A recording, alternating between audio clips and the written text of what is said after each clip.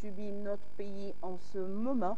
Une chose qui a amené les membres du Conseil national des prix à se réunir ce matin. À l'ordre du jour, la situation des stocks des produits de première nécessité ainsi que le prix des denrées sur le marché.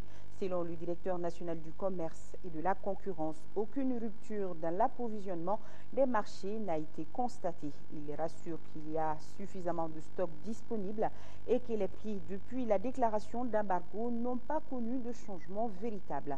Le Conseil recommande cependant aux opérateurs économiques de poursuivre le ravitaillement, de renforcer le suivi correct des marchés concernant les entrées et les sorties de produits. Le Conseil souhaite également la création d'un couloir humanitaire pour ravitailler les régions nord du Mali. C'est là avec l'engagement des organismes nationaux et internationaux. Concernant toujours l'embargo que subit notre pays, hier nous vous parlions de son impact sur le secteur mine. Aujourd'hui, on s'intéresse au secteur des hydrocarbures. Pour l'heure, il n'y a pas de panique. Les opérateurs pétroliers ainsi que les services compétents de l'État s'organisent au mieux pour éviter toute rupture de stock. Mais jusqu'à quand? C'est la question que l'on se pose ce soir. Élément de réponse dans ce reportage de Sidiki Dambélé. Le marché des hydrocarbures est certainement l'un des secteurs les plus touchés par l'embargo de la CEDEAO imposé à notre pays. Et les professionnels du secteur ne mâchent pas leurs mots pour dénoncer cet embargo jugé injuste. Nous l'apprécions mal parce que nous disons que l'embargo, c'est pour faire mal à la population malienne. C'est le peuple qui souffre. Et le peuple, c'est nous tous. Donc nous l'apprécions très très mal. Ça nous a surpris et nous avons une mauvaise appréciation et de l'embargo et de la façon dont l'embargo est venu de façon totale et de façon brusque. Ici, tous sont convaincus que sans produits pétroliers, c'est toute la fragile économie de notre pays qui en pâtira. L'électricité joue un grand rôle dans le développement économique et social de notre pays. Et nous savons que les stations de pompage, c'est-à-dire pour l'épuration de l'eau et l'eau potable qui est mise à notre disposition, en cas de difficulté de ravitaillement en électricité, ces stations-là peuvent être en difficulté pour produire de l'eau potable. Et qu'est-ce que ça va amener? Nos populations seront obligées, dans ce cas, de boire de l'eau non potable. Et en buvant de l'eau non potable, nous avons des effets qui peuvent aussi se produire sur le plan sanitaire. Il peut y avoir des épidémies, une situation humanitaire qu'il va falloir gérer après. Donc autant aujourd'hui faire un appel à toutes les parties pour que une entente soit trouvée et que l'embargo soit levé au plus tôt. Nous sommes des Maliens et nous ne voulons pas que le Mali sombre. Parce que quand il n'y a pas de pétrole, il n'y a pas d'énergie. Et quand il n'y a pas d'énergie, il n'y a pas d'eau. Et quand il n'y a pas d'eau potable, c'est l'eau de pluie que les gens vont boire. C'est le choléra, c'est les maladies. Donc nous sommes en train de voir entre nous, au niveau de notre groupement, quelles sont les voies et moyens pour qu'on sauve le pays. Nous sommes les professionnels du secteur.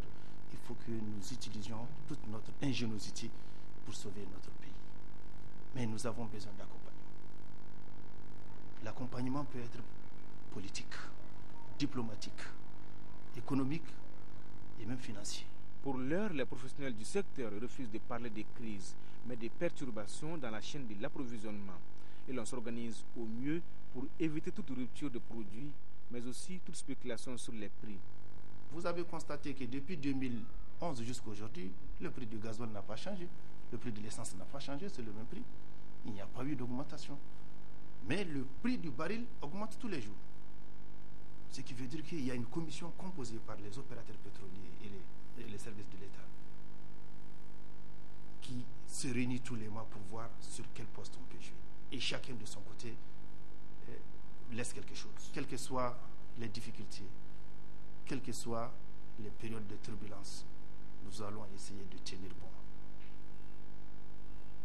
pour que les prix ne changent pas. Nous prendrons des dispositions pour que vraiment les prix ne soient pas changés et donc tout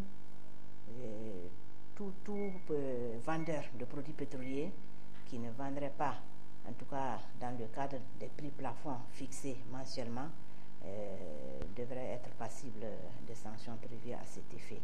Donc soyons vigilants pour que ces prix-là n'augmentent pas de façon illégale.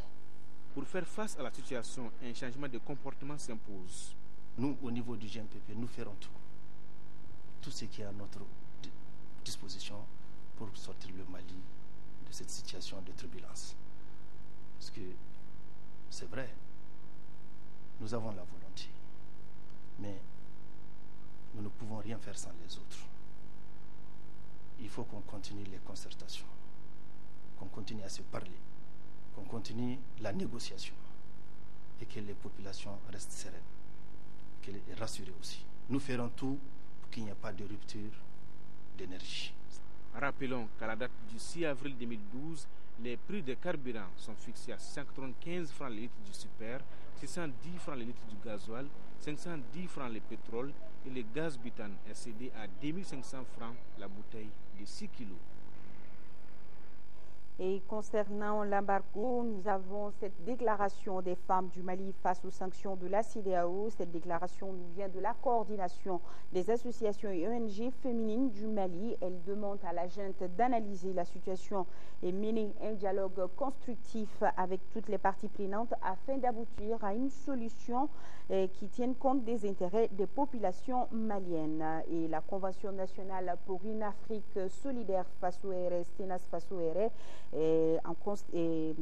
demande à la CEDEAO de suspendre immédiatement l'embargo commercial pour une durée raisonnable, à la communauté internationale de condamner clairement l'occupation des localités, à la classe politique et à la société civile malienne de se retrouver rapidement au sein d'un congrès extraordinaire du peuple malien.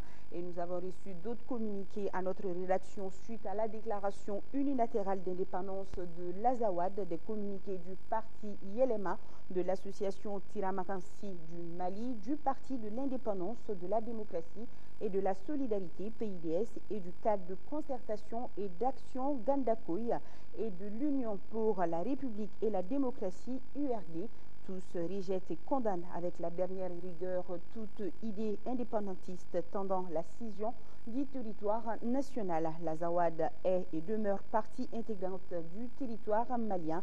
Ils invitent les divisionnistes à attendre raison, à abandonner le chemin des armes et à ouvrir sans délai les voies de la négociation. Sur un tout autre plan, à présent, tenue de la deuxième édition de l'espace d'interpellation démocratique de la commune 5 du district de Bamako, initié par la Cité consensuelle des droits humains en partenariat avec CARE Mali. L'espace se veut un lieu de recherche de solutions aux défis liés à l'insécurité. Le thème de cette édition portait sur le droit humain à la sécurité. Fadema Keita, reportage. Les attaques à main armée, le phénomène des coupeurs de route sur les axes interurbains, le vol et le trafic illicite des stupéfiants, voilà entre autres quelques exemples d'insécurité existants de nos jours dans nos villes.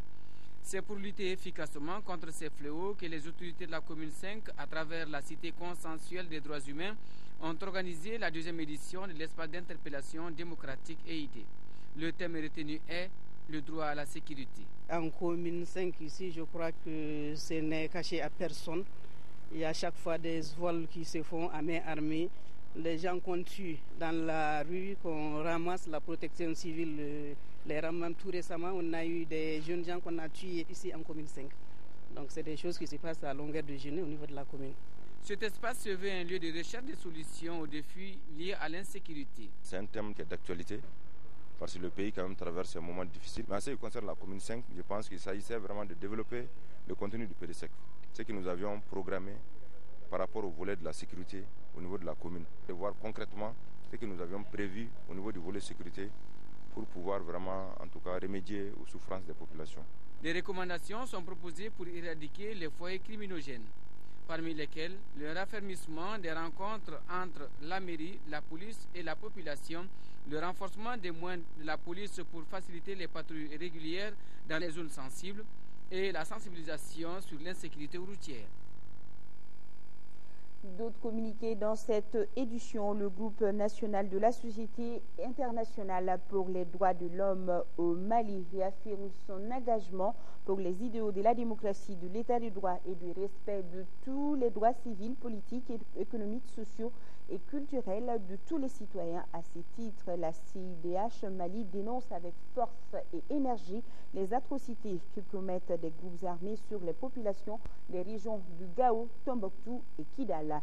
Et le collectif des ressortissants des régions du Nord, le COREN, dénonce avec fermeté la déclaration d'indépendance illusoire proclamée sur les régions du Nord au nom des mouvements dits de libération de l'Azawad. Le COREN invite les populations des régions du Nord à la mobilisation et à la résistance populaire jusqu'à la libération totale du terroir natal. Note avec satisfaction la réaction spontanée de l'opinion internationale et singulièrement de l'Union africaine par le rejet immédiat de l'indépendance dite de l'Azawad. Remise de dons à Irimadjo au centre d'autopromotion des femmes du dit quartier, un don de 12 machines de World Vision. Sokonatami Sogo nous parle de la cérémonie de remise. Il y a des gestes qui font le bonheur de toute une communauté. L'évidence, c'est bien cette remise de 12 machines à coudre au centre d'autopromotion des femmes de Irimadjo en commune 6 du district de Bamako. C'est un don de l'ONG World Vision qui vise à contribuer à l'autonomisation des femmes du centre. Coût total du don, plus d'1 million de francs CFA. Nous souhaitons que ces machines ainsi mises à la disposition du centre d'autopromotion des femmes de Irimadjo servent à la réalisation de toutes ces aspirations pour les enfants démunis et vulnérables de la commune 6 et principalement de Irimadjo. Le centre d'autopromotion des femmes de Irimadjo a été réalisé par le département des tutelles, une initiative qui permet aux bénéficiaires de mener des activités génératrices de revenus, avec à la clé la lutte contre la pauvreté.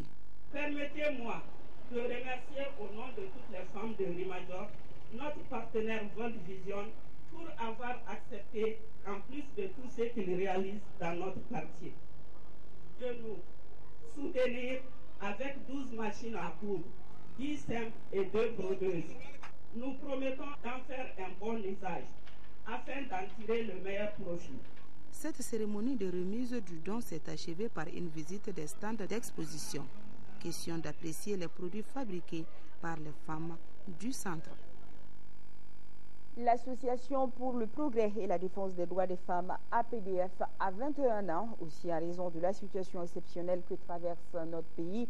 En ce moment, l'APDF place ce 21e anniversaire sous le signe de la solidarité avec toutes ses sœurs du Nord Mali et particulièrement les femmes membres de l'APDF des trois régions, ainsi que sous le signe de la paix et du retour à l'intégrité territoriale de notre pays.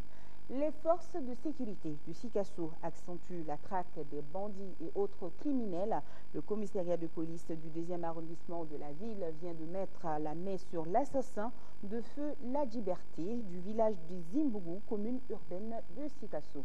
La correspondance est de Sekou Konati. Natif de Beleko, cet homme devant vous s'appelle Soumaïla Fomba Oudjara. Âgé aujourd'hui de 22 ans, le sieur Soumaïla Fomba est un homme dangereux, spécialisé dans le vol à main armée. Et c'est le 23 mars dernier qu'il franchit le Rubicon avec l'assassinat de Ladjiberté du village de Ziebougou. Dès que le voleur est arrivé, il a tout fait croire que ce ne sont pas des produits de vol, mais plutôt ces trucs, ces poulets lui ont été vendus dans le et il a demandé au propriétaire de l'accompagner pour aller avant de dire. Dans la journée, déjà, les parents s'étaient inquiétés du retard pris par leur fils. La nuit, quand ils revenaient encore, ils ont trouvé que la moto était là, leur fils n'avait pas été retrouvé. Ils étaient vraiment inquiets. Ils sont partis au village et au village environnant pour donner l'alerte. Une recherche a pu aboutir à la découverte du corps de Ladjiberté. Une police forte et efficace C'est aussi une population vigilante et coopérative.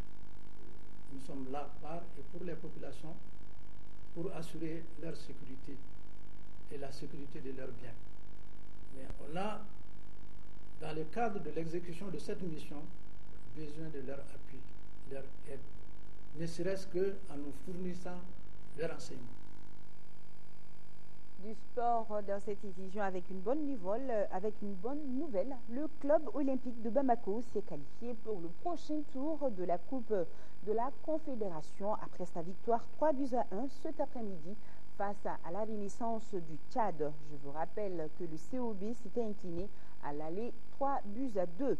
Et demain, samedi, l'équipe nationale féminine du Mali joue contre son homologue de la République démocratique du Congo au compte des éliminatoires allés de la Coupe du monde des moins de 20 ans.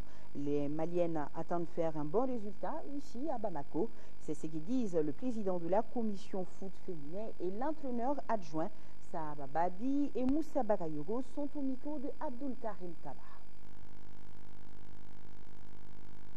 Le match en fait, que nous devons jouer contre la RDC est un match en fait, très important pour nous parce que toutes les rencontres sont importantes parce que c'est des rencontres qui nous amènent directement à la phase finale de la Coupe du Monde U-20. Et après Ghana, immédiatement, en fait, c'est une continuité. On a continué en fait, le schéma qu'on avait, qu'on devrait exploiter. Et on est resté en fait, dans le même cadre, avec le même staff, avec la même ossature. Et on a une équipe sur place parce que c'est un groupe qui est soudé et dans lequel il n'y a eu aucun changement et depuis vraiment un certain temps. Alors, Président, on sait bien que cette rencontre ne va pas être facile puisque l'équipe de la RDC a éliminé l'équipe du Cameroun. On sait bien que le Cameroun qui est une grosse pointure en la matière, surtout dans le football féminin. Est-ce que vous avez tenu compte de tous ces paramètres? Vous savez que depuis la mise en place de ce groupe, on tient compte de tous les paramètres.